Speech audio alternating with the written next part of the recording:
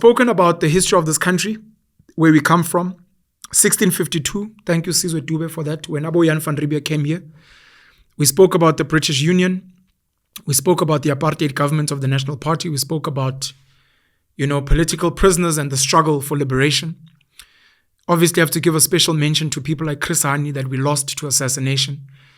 Special shout out to Robert Mangaliso Sobugwe, one of the leaders of and the founder of the PAC, the only prisoner who was isolated by himself. We have to give a shout out to the father of black consciousness in South Africa, Stephen Bantu Biko.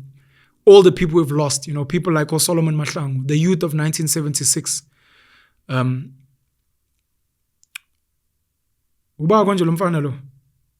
Who was the poster child of 76? No. I hate having to Google. Hector Peterson, sorry. Hector Peterson. And so many other people. People that went into exile, people that joined the guerrilla armies, people that went to get military training. The support of countries like Russia with Kalashnikovs, the AK-47 guns.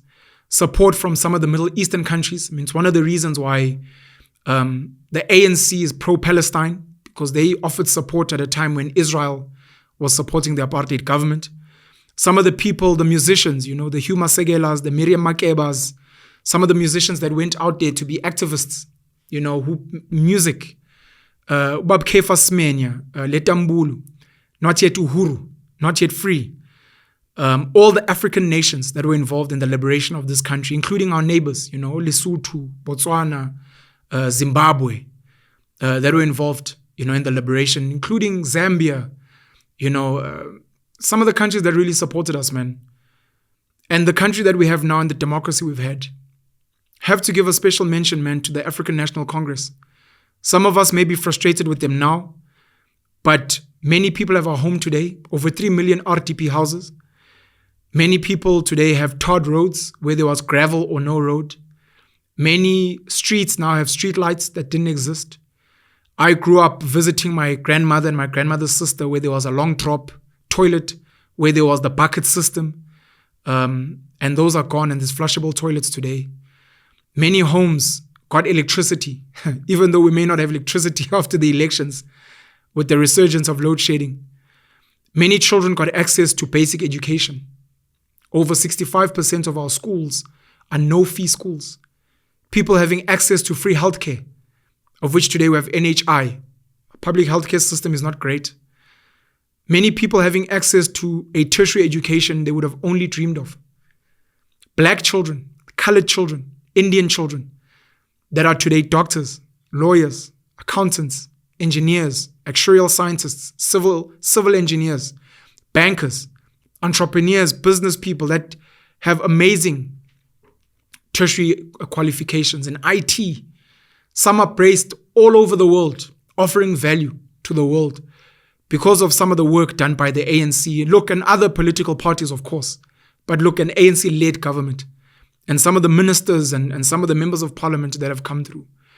The quota system, which was deemed very controversial, but we get to celebrate a Springbok back-to-back victory of the World Cup with Siya Kolisi as a black captain.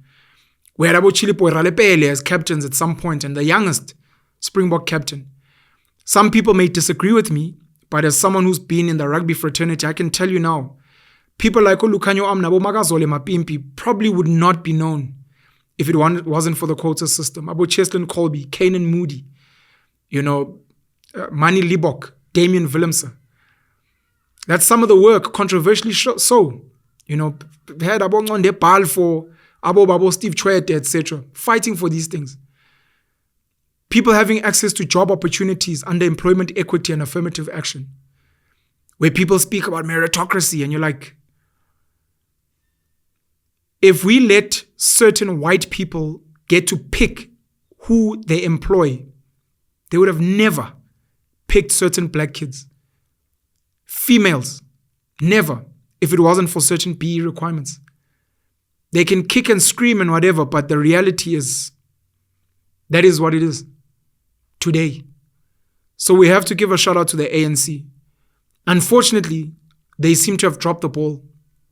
And the focus has become so much on self-enrichment with rampant corruption, the destruction of state-owned enterprises. The ANC itself has decimated its youth league. That's why the EFF came to become. They destroyed the youth league.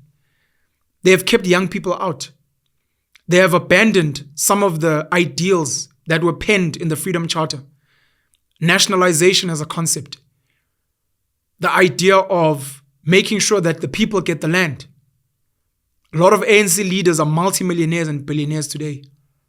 Mamlindiwe Sisulu has raised these things that people became billionaires and millionaires overnight, and they kind of sold out the people.